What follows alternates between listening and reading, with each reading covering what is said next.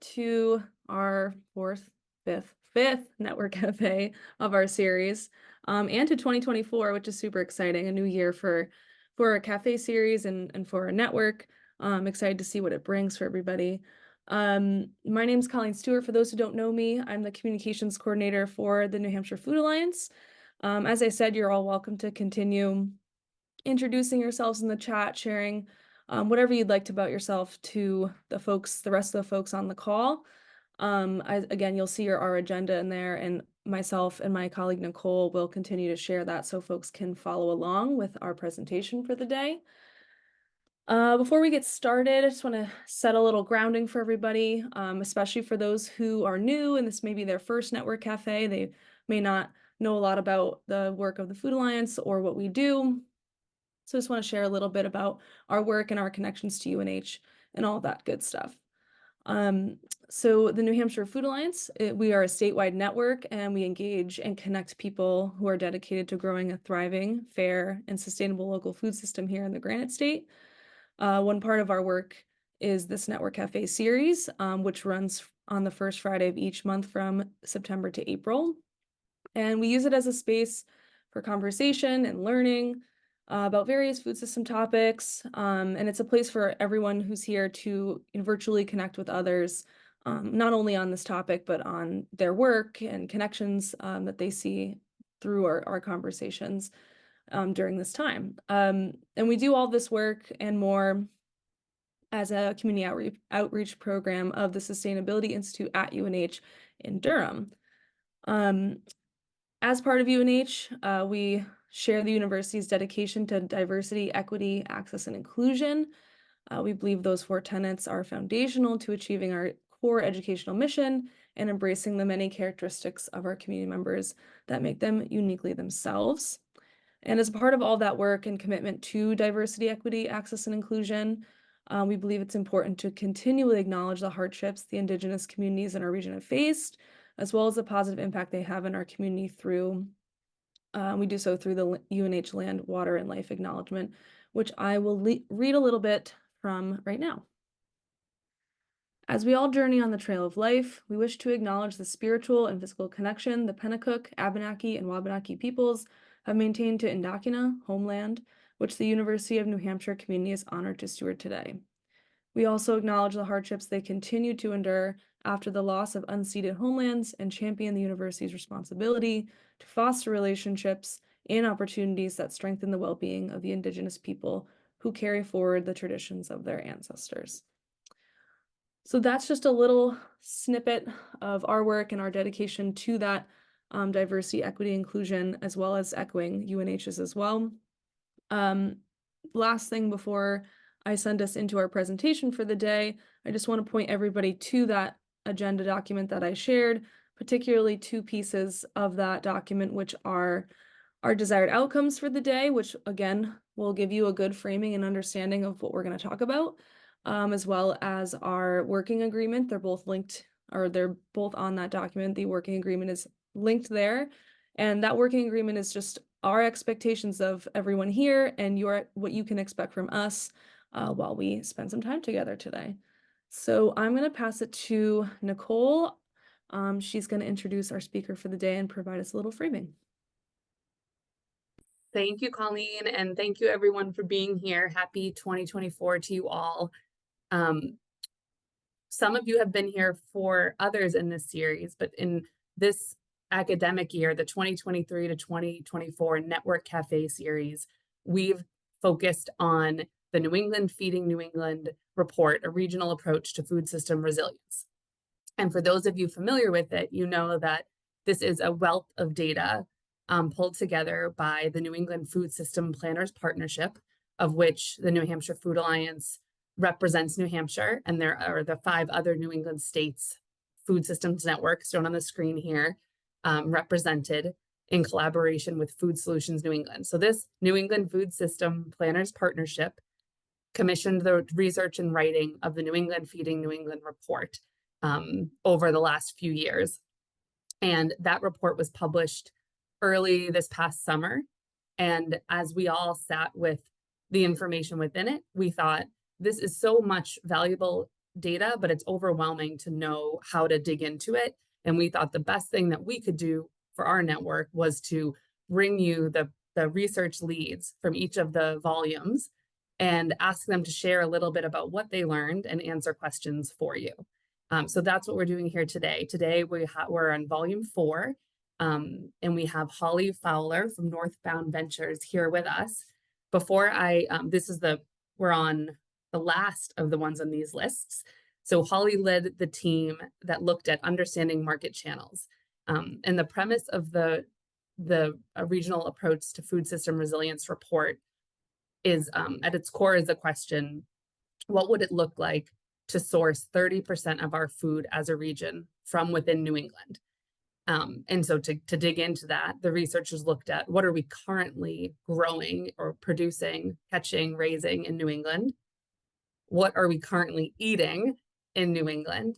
And then where do those two circles intersect rather? And so for Holly's part of that question, she looked at, her team looked at how market channels have the current ability to get local food into local markets in New England and maybe the future capacity to expand that as well. So before I hand it to her, I'm going to read her bio because Holly is such a delight and interacts with many of us in our work. So if you know her, you know she's a force. And I thought it'd be a treat to read her bio. Holly Fowler is a recognized sustainability leader, systems thinker, and strategic advisor with 15 years of international business experience. She has consulted on sustainable agriculture, energy, water, waste, health, and employee engagement to clients of all sizes in all sectors, including Fortune 500 companies, national healthcare networks, public school districts, city and state governments, and nonprofits. She has a professional certificate in sustainable food systems leadership from the University of Vermont, a master's of business administration from Babson College, and a bachelor of administration from Bowdoin College. So we're so delighted to have you here with us, Holly. And we've asked her to speak about who was her research team, what were they trying to answer, and what are some of the bits that she took away from her volume, the volume here. Holly, Well, you there? I am. I was going to say, thank you, Nicole. Thank you, Colleen. Hello to everyone. Happy New Year. Just waiting for the embarrassment to exit in order to begin the presentation. But thank you for having me. It's a pleasure to be able to share some of this work that our team dedicated a lot of months and effort to. Let's see. Get back here to my. So this was not a singular effort by any stretch of the imagination. So I was joined by Laura Barley, who at the time was with American Farmland Trust, and now has a great position at MDAR. But Laura really helped with some of the direct-to-consumer pieces of this. Ramon Borges Mendez is a professor at Clark University, and he really was a dog with a bone when it came to the whole scratching the grocery retail sector for us. And so a lot of the important information we gathered was the result of his primary and secondary research. Michelle Klager is with Helianth Partners, and Michelle really has a deep understanding of the distribution world and helped us to unpack that. And then Hannah Layton and Scott Richardson, Hannah from Farm to Institution New England that many of you know, and my business partner, Scott Richardson, contributed largely to understanding the institutional sectors that we'll get into here. So the research questions that we started with, Nicole alluded to these a bit, but basically we were asked to illustrate how do people get food. So you know, you've covered now this territory of how it's grown and what people eat and the dietary patterns. But this is really then how do people access everything that's being produced? And then how much is represented by each one of these market channels? So what's their market relevance? And then who is using each one of these, or how are these being used by consumers? And as we explored that, we really started to get into what are the procurement decision drivers, because they're different at different levels of the value chain, as we'll discuss. And then ultimately to estimate what's the 30% of all food and beverage expenditures now that would be represented. And I think it's important here just to make a note that you previously may have been part of the presentations or have read other documentation from this project that speaks to regional food resiliency, which is the volume 1 or 2 that Christian Peters put together in terms of production, that really looks at it in terms of servings. And in our case, this is going to talk to the metric, the unit is going to be dollars. So I just want to highlight that that's a difference in the percentage. Percentages that I'll talk about today are all relative to dollar value and based on what people spend on food. And then finally, we want to discuss, and this will be part of the conversation that we can have all together at the end, is basically where are the opportunities for market channels to be doing more to help increase? Because it turns out we're not at 30% of regional food expenditures as it is. So let's just start. For this, we had to kind of first understand, where does food fit in the overall equation? And so a lot of our early research here comes from the Consumer Expenditures series, and there are a few other resources as well that we draw from. But from this, we know that over the course of the last several years, food more or less represents in this 11 to 13% range of overall expenditures. So food is competing with housing, transportation, healthcare, educational cost, all of these other things. And it kind of holds this space of being, between 11 or 12 and 13%. Now, it's important to acknowledge that how this translates across an annual household's income matters. And so we see that the dollar value of these percentages that different households by race and ethnicity are able to spend on food varies accordingly, and not necessarily equitably. So here we can see that, for example, a white household might spend a little under $9,000 a year on food, compared to a Black household, which has just over 6,000 expenditures on food. And then within food, you can see in the categories below kind of a distribution of who spends more or less on various categories of food. We also looked at this. So this is the distribution of how much is spent on the various food categories. And here we can take into consideration, obviously, the fact that food costs different amounts. And so perhaps not unsurprisingly, beef, pork, poultry, seafood, and things like that, there's a higher expenditure there because those things do tend to cost more when you go to buy them. The largest category here is interesting. It is the miscellaneous foods, the sugars and sweets and the fats and oils that represent quite a significant part here of the equation in terms of what food expenditures are for each household. So I won't go into reading each one of these, but you can kind of see the distribution. And we'll spend some time talking about this food at home and food away from home. Largely what's to be understood there is food at home is what households are purchasing, perhaps at a grocery store, that is then brought back to the household and prepared at the house, whereas food away from home tends to be food that's purchased at a restaurant, for example. Here you'll see that in the Northeast, which is more inclusive than just New England, by the way, based on this public data set, it does include New York and Pennsylvania and New Jersey as well. But you can see here also that based on the year of 2021, food at home is a larger percentage than food away from home, whereas actually the trend since 2010 has been that households spend more on food away from home than they do on food bought to be consumed at home. And we'll talk in a minute about how New Hampshire and Maine are an exception to that. So nationally, when households started spending more on food away from home in 2010, Massachusetts quickly followed. You can see the difference here.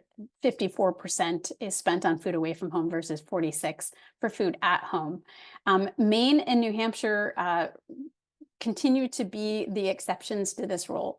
It may be a factor of being more rural-based states. You know, fewer people in fewer areas of the state, perhaps going out to restaurants or the like. But New Hampshire and Maine are exceptions to this, which means that the grocery retail sector is even more important here because folks are shopping for food there to prepare and buy, to buy and prepare at home.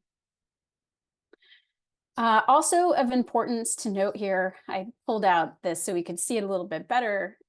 This is the per capita, so per person versus per household food expenditures as of 2019. And the US national average was $5,444. All of the New England states are above this line. Food costs more and New Englanders spend more on food in general. You can see New Hampshire has the 6th highest of all of the states in per capita state level food expenditures. And so that's important to note. It could be a factor of how far food has to travel to reach us here in the Northeast.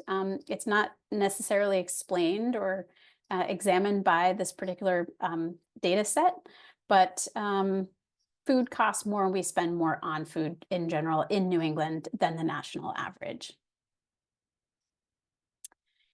So we were asked to calculate what would 30% by 2030 look like. And when you dig into our volume, there's a number of ways to calculate this because there's 3 critical sources that and underlying data sets that could be used. Most significantly different between them, perhaps, is the fact that some take into account visitor spending and tourist dollars that also get spent on the total food and beverage market as estimated. So here we have a low and high estimate of what 30% of the total food and beverage market basically looks like in New England. And it ranges from 55 billion all the way up to almost 100 billion as we project out to 2030. And therefore, 30% of that is between 16.6 billion today and potentially upwards of 30 billion in the future. On a per capita basis, because we wanted some way to say, okay, how do we make this accessible somehow to help move the needle on this? We looked at what the per person per capita spend would be. And currently the low estimate is about $1,152 being spent on regional foods, up to upwards of $1,760. And so if we project out by 2030, if we wanted 30% of the food being purchased in New England to have been grown, raised, harvested in New England, we would be asking every single person to spend $1,890 basically on regional food. We absolutely know that that is not remotely possible based on myriad factors, not the least of which is access in all of its forms of geography and economic access, cultural access, et cetera. So this is really an exercise to look at what would it take and recognizing that obviously it's not going to be every single individual's responsibility to be able to purchase this amount. And it's clear that given the distribution of population, when we think about per capita, means that certain states like Massachusetts and Connecticut, who have the lion's share of the population in New England, would be carrying that much more of the responsibility for helping us get to this amount. Just by state, to be able to point out New Hampshire here, because it does vary by state, the size of the state and your food and beverage expenditures and your population. This is what it looks like for New Hampshire with a low and high estimate by 2030 of spending between $1,130 and over $1,800 per person on regionally produced or sourced food. Okay, so let's get into some market channels now that we've kind of established the food and beverage market space and the numbers of it all. We wanted to just illustrate basically how food is traveling and how these market channels get represented. So across the top, there is always the option for food to go directly from where it's produced or harvested to the consumer through a variety of direct-to-consumer channels that many of you are familiar with. Farm stands, CSAs, etc. And then below this line, there's also a number of options for food to either go to processing, to go into being in a manufactured product, to going straight to distribution or wholesale, sometimes then moving also through a food service management company before it ultimately ends up in an institution, on a grocery store shelf, on your restaurant menu and plate. And then there's also food flows through the charitable food system as well, prior to getting to end consumers. Every time food is touched through this value chain, it takes on additional value and amount. And so when we were looking at those numbers on the prior slides and thinking about what those dollar values represent, they theoretically represent food at its highest value in the system as well, because it's based on a consumer expenditures or the price that's paid by the end buyer, which could be in some cases not necessarily the end consumer, but the institution that the end consumer is eating at, if the end consumer is not actually paying for the meal per se. But this is just to say that basically the cost of food increases as it travels through this value chain, and its value therefore increases as it travels through. So when we break this down, we definitely wanted to speak to direct to sales, because New England is quite exceptional in that it tends to have a higher percentage of direct to sales of agricultural product than other parts of the US, with some exceptions obviously being places like California. But here we have the breakdown of the total sales, how much of this is agricultural sales, how much is flowing directly to the consumer, how much is flowing through intermediaries like our food hubs into institutions, and then what are all of those other ag sales that are potentially, things like potatoes sold to Arida that, go out and are manufactured into a national product, consumer packaged good, basically.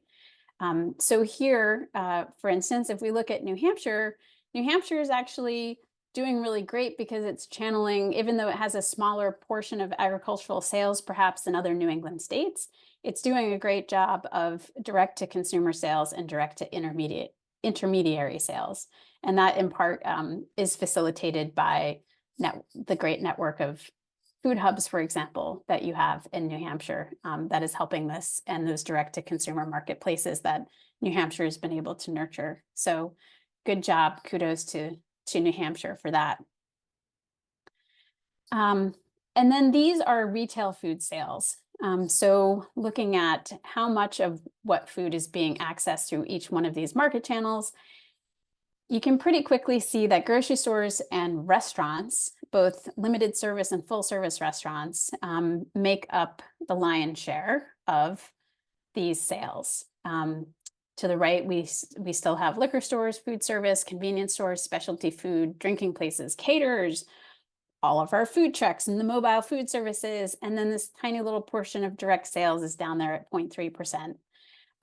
So the majority of food that everyone's eating is either being obtained from the supermarkets, the grocery stores, the big box stores, or through some restaurant. And this is just how it carries over, obviously, into the individual states based on their size. So why is this so important? Well, as you can see from this slide, a number of the stores even that dominate this landscape are not necessarily the first stores that come to mind when we think about sourcing regional food. There's an abundance of dollar stores and Dollar Generals. Then we have our kind of more familiar grocery retailers, the Stop and Shop, Shaw's, Hannaford's, etc., that are here. But there's obviously great domination here in proliferation of dollar stores.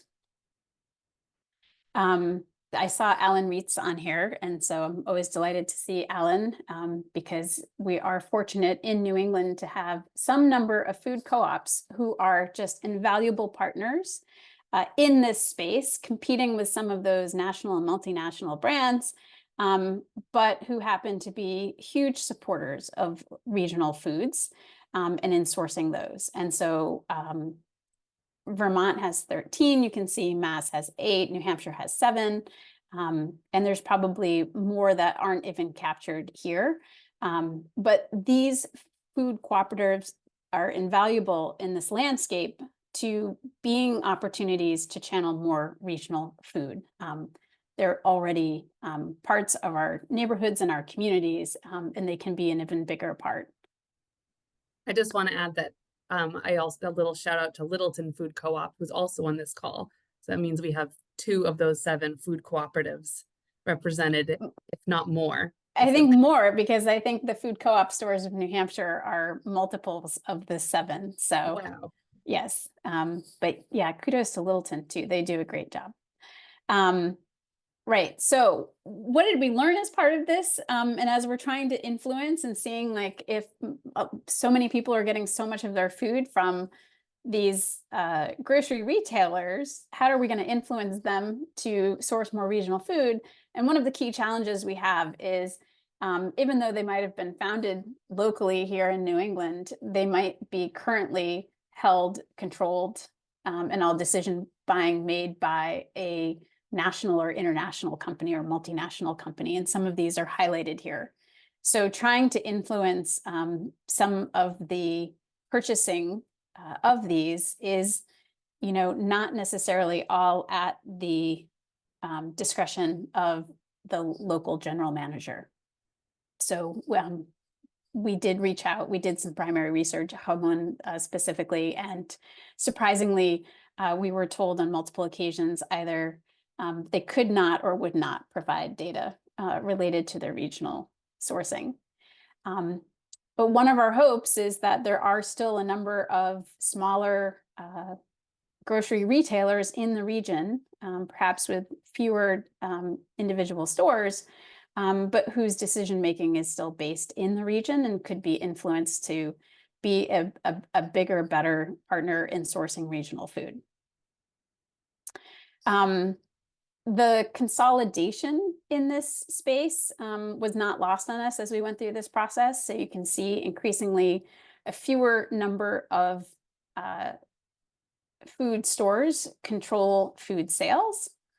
The same is true as we look at grocery categories, that a fewer number of businesses control a higher percentage of the market share within major food categories. And then this consolidation extends over into the distribution world. So we can't really even talk about grocery retail without talking about the distribution sector and all of the ways that food first travels to and gets on these shelves. And so in the report, we highlight some of the challenges of distribution and the inaccessibility to small and medium-sized farms and producers who are the dominant profile of producers in New England. And what is most important on this particular table is the fact that as a distributor becomes larger in its scope, say from Northeast to national to global, you see that its likelihood of featuring regional or local foods diminishes. And so that's what makes it so important to have, in the same way that we have food cooperatives on the grocery retail space, to have food hubs who are regionally focused and helping to support in this intermediary space of distribution are small and medium-sized farmers and food producers and fishers in New England. On the restaurant side, this was nearly impossible to scratch. There are 37,000 food service and drinking places in New England. Of these, basically, the profile is that of those, 53% are independent restaurants, which might have 1 or 2 locations, and the remainder are basically chains. You can see to the right-hand side that there's a list of the leading national chains of restaurants and how many stores they represent. I guess a hopeful point in this was that in 2023, the top culinary trend identified in some of the restaurant industry publications was that of experiences, local culture, and community, with 74% of adults likely to order locally sourced food if they see it on a menu. And that is encouraging. But we know that similarly to the grocery retail sector, for restaurants, the larger they are, the less likely we are going to be able to influence their menus, because they tend to be standardized menus and they tend to be sourcing under a model of economies of scale, which means they're going for the biggest, largest possible purchase that they can at the lowest possible price, and looking to provide a lot of consistency across their platforms, not necessarily customization, as would come with local and regional. And these are a continuation of the quick service restaurants in America. You can see the proliferation there. Here again is just the fact that restaurants are also faced with a number of different challenges, but fortunately, one of the things that they've said that they're using to meet challenges is to purchase more items from local sources. So we'd love to be able to influence this. Going door to door for restaurants is definitely going to be a Herculean effort. And is kind of different from going after some of the retailers, because there's just fewer ways to go after them, and there's not a whole heck of a lot of transparency and access afforded to them. I am keeping track of time, Colleen and Nicole, just so you know, we're almost there. You're doing great. We also look at institutions, and so what's really important is that while institutions represent less than 4% of total food and beverage sales, they are extremely important because about 25% of New England's population spends time in one every day. And sometimes people might spend more than, time in more than one institution in a day, depending on what their occupation is or where they're at in their life. So we do have a breakdown here by public and private schools, higher ed, early childhood care, hospitals, jails, and prisons. We did not attempt to go after corporate offices, which you could list here, government facilities and things like that, leisure and recreation. We speak to these in the report, but it was harder to get the specific numbers for those, basically. It is important to note here that the autonomy of the consumer varies greatly across these platforms. So in prisons and jails, those consumers don't have really any decision-making autonomy over what they're eating or what they're selecting. And so it's important to just recognize that also regulations and such also are more prescriptive, say in public K through 12 schools that are going by national nutrition regulations than, say, an independent private K through 12 school that doesn't adhere to the national child nutrition regulations and reimbursements. So it's just important to note that across these institutional platforms, the autonomy of the decision maker to choose regional and local is not necessarily at the consumer level.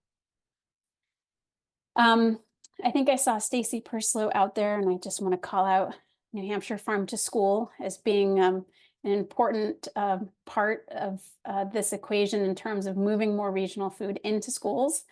Our data for public K through 12 largely came from the USDA's Farm to School census.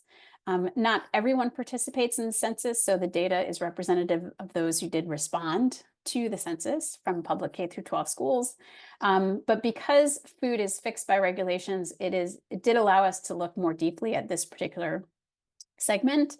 And you can just see that requirements have an impact. So, for example, fluid milk tends to be the most frequently reported local food served, not only because dairy tends to be more regional in its nature, although that has evolved over time, it is also part of the federal nutrition requirements. as is the servings of fruits and vegetables and certain grains. We looked at the top 20 local items currently purchased in school nutrition programs, for example. Here you can see New Hampshire, 81% of those who responded are purchasing apples. Apparently carrots and whatever is under other also are hugely popular, squash and cucumbers.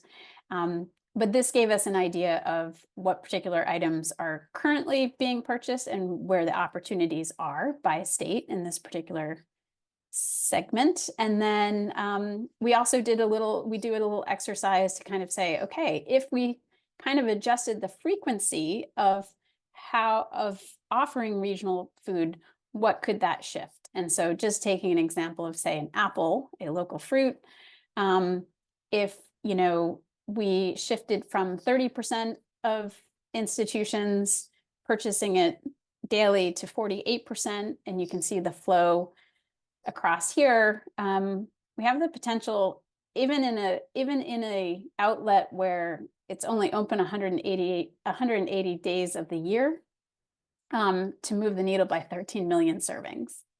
So this exercise could be carried out for any number of categories. Basically, it's here to illustrate institutions do have significant purchasing power, regardless if they represent just 4% of overall food and beverage spend.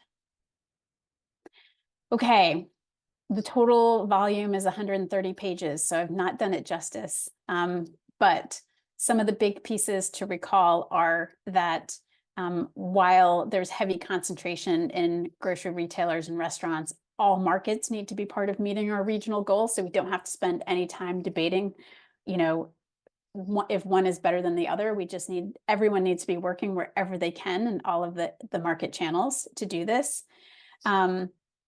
Distribution is a component, right? It is part of how individual stores and restaurants are all sourcing. So that's part of being dependent on larger logistical networks. So we can't just look at the end market. We have to look at the systems that support that market as being partners in getting more regional food into the system. We've talked about the size of the market not necessarily equating to the importance to who eats there. We do also explore in the volume the fact that market options are simultaneously ubiquitous and insufficient. What does that mean? There may be loads of grocery stores, there are Dollar Generals and things like that in neighborhoods, but then there's also lots of low income, low access tracts. You simply don't have the accessibility to food or the types of food that they would like to have access to affordably. Seasonality is going to continue to kind of factor into this 30% by 2030 when we think about what's available in local markets in New England. We're not going to be able to rely on direct to consumer alone of these fresh and local products. We also have to think about how we're going to move regionally grown and harvested product into manufactured foods with more, you know, as an ingredient. And then to be mindful that the population is changing and shifting and evolving always. So we have to adapt to that.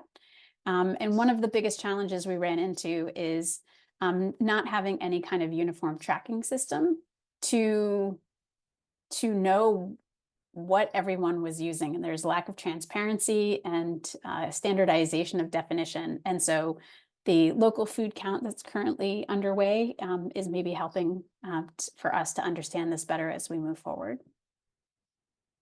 And I think then we have some convening questions. I don't know if I want to start here or just open it up to general questions from the group. I will just let you know that the convening questions are basically built off from the key takeaways.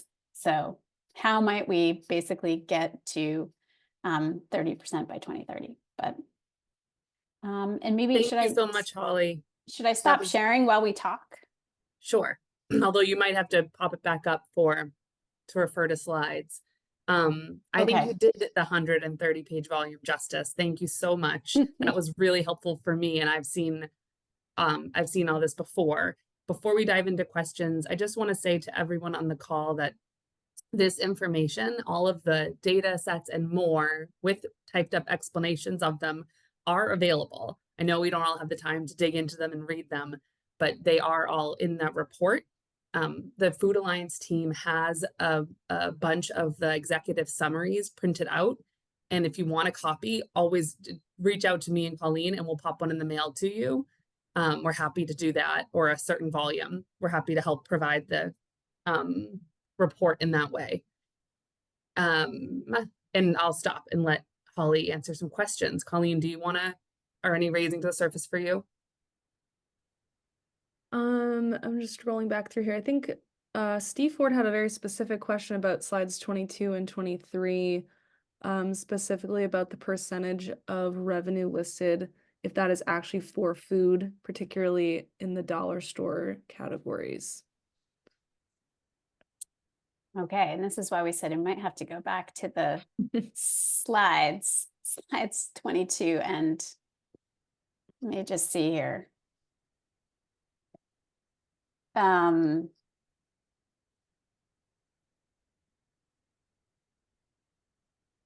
So on those slides, I think these are the supermarkets in New England. Let me see if I can share this again. I think it was an important point that I should have maybe just kept these slides up while we have this conversation. Let me try this. Hopefully I'm referring to the right slides.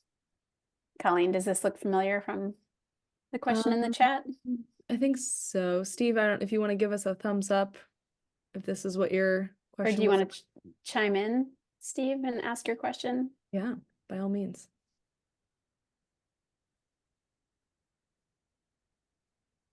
I'll just read the question aloud while we're reading to hear. Question reads slides 22 to 23. What percent of revenue listed is actually for food, especially the dollar stores? So it might be back, I think, one. Oh no, I think it's not here. It doesn't, the question being, yes, is this just food? And in a dollar store or Dollar General, it's not going to be just food. These are total revenue. So this is not representative of food. You can imagine that these numbers for some of the others that are more food forward in terms of their offering are mostly for food, although we know that there's plenty of non-food aisles located at any of these. But there is a general percentage, I think mentioned someplace in the report, of what percentage of grocery retail space is allocated to food versus non-food, but we don't have specific numbers by the different stores of how much is food or non-food sales.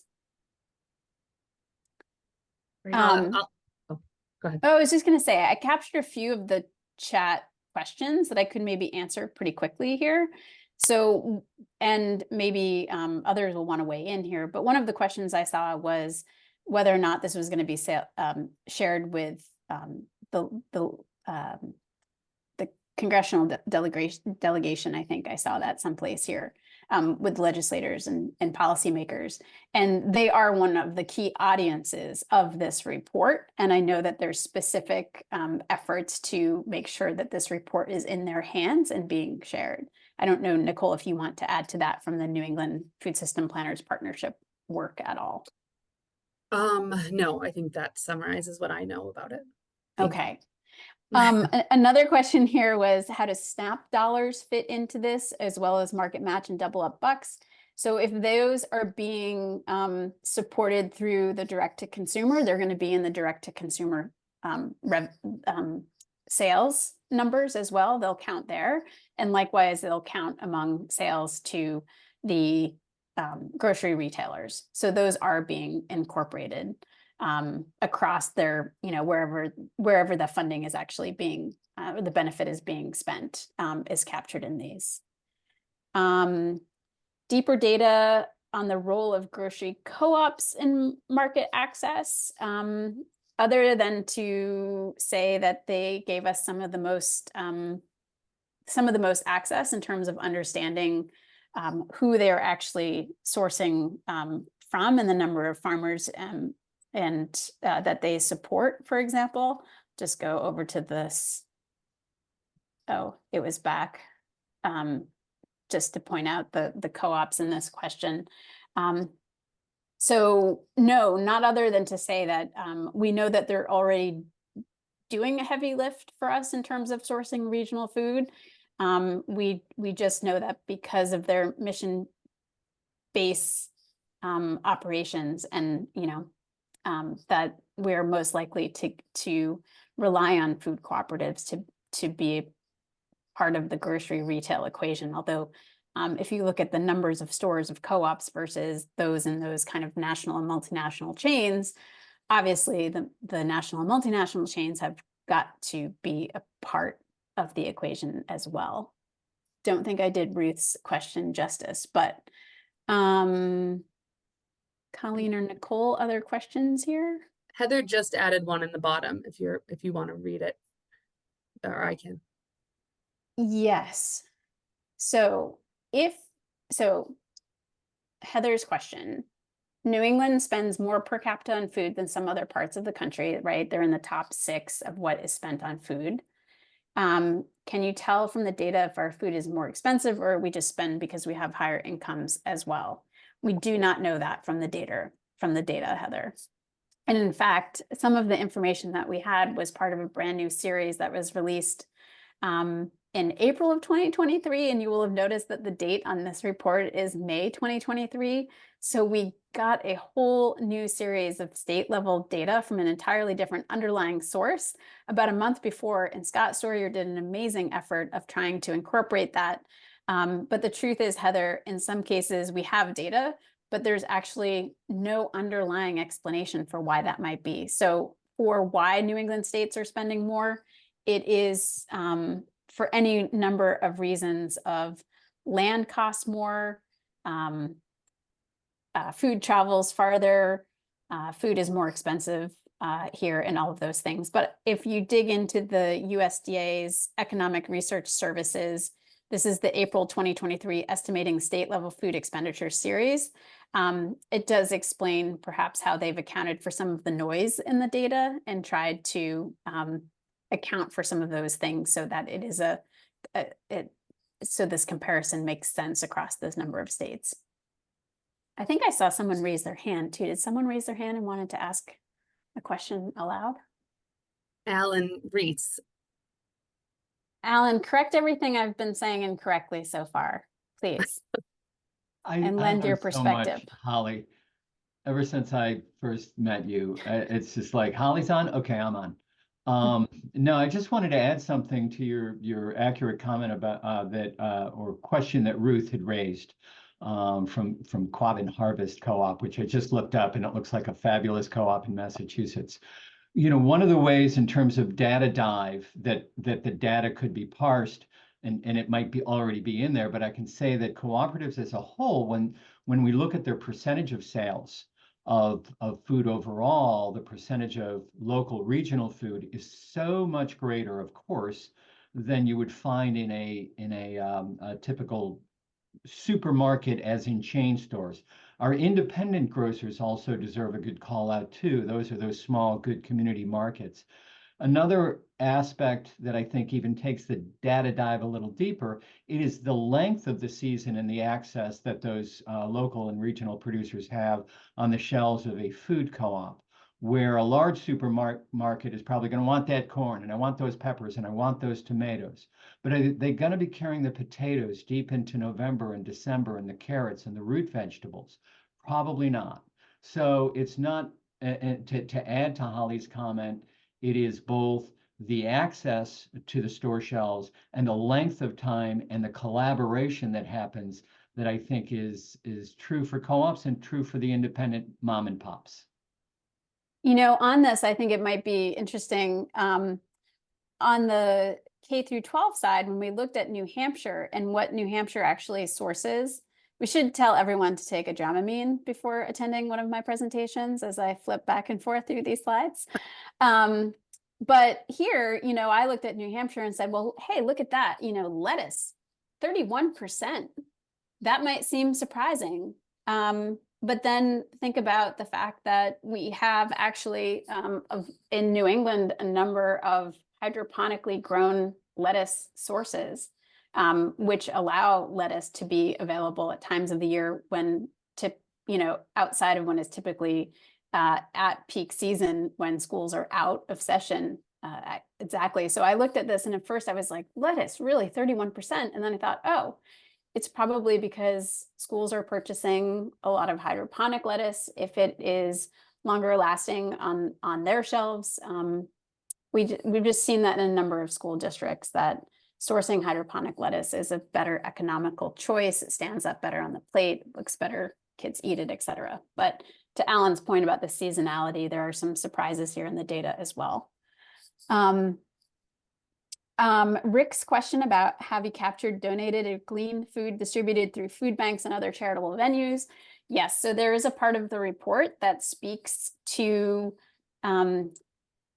the proliferation also of our food banks in New England and their size and what they're sourcing. For some, we have better data than not. In some cases, like in Massachusetts with their MIFAP program, they have in prior years published complete annual reports of who they sourced from and what they sourced and the dollar value of what they sourced. So that is helpful. In some cases, this is captured as part of what farmers report through the USDA Ag Census is in there as well. And then I also will just note that there's a very small section of this report. We do acknowledge the fact that there is value to food that people grow for themselves. We do not explore it because it's not a market channel. The food is not necessarily purchased if it's grown for individual use. But we do account for it and acknowledge the fact that it has value as part of the overall equation of consumer expenditures on food. Okay, just scanning. Or anyone else have their hand raised and want to ask another question or comment? We maybe have time for one more, but you really moved through most of them, I think. I'm scanning as well. Any last questions, everyone?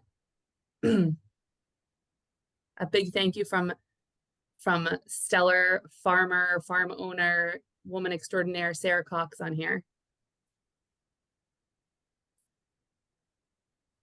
I'm not going to read it all aloud. Well, I'll start to wrap us up here while we give everyone one more minute to ask questions, and say thank you so much, Holly, for being here. That was phenomenal. As always, learned so much from you. Thank you, Colleen. Please take 15 seconds to fill out our Network Cafe evaluation. Let us know if this was helpful for you, what we could do in future network cafes to improve them. And sorry, I'm getting distracted by the chat over here.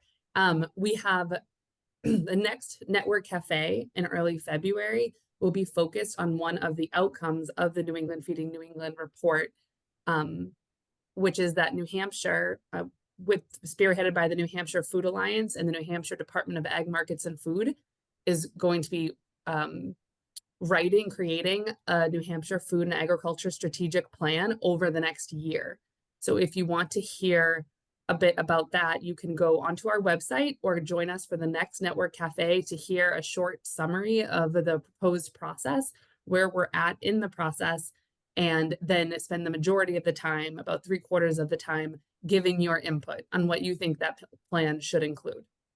Colleen, what did I miss? That's it. A lot of those links and things that Nicole just referred to are in the chat. Yeah, we're so glad that you're here today, and we're so looking forward to seeing you all in February. Can I, since we have a couple of minutes, can I go back to the chat? Sure. Sorry to move us out of sync here. You know, everyone's ready to exit, but you know, we have 7 more minutes for conversation, so why not?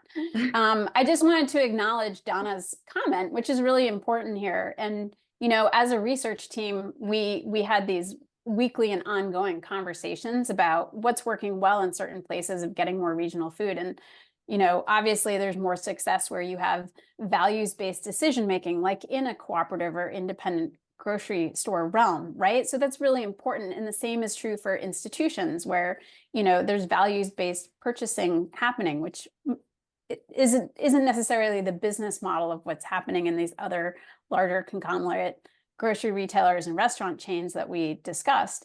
And so I just wanted to acknowledge that Donna is absolutely right on in this comment in the chat. And whether or not we're going to be able to influence them with regulation or otherwise, I don't know, if that's the, the busting up of monopolies or what that looks like.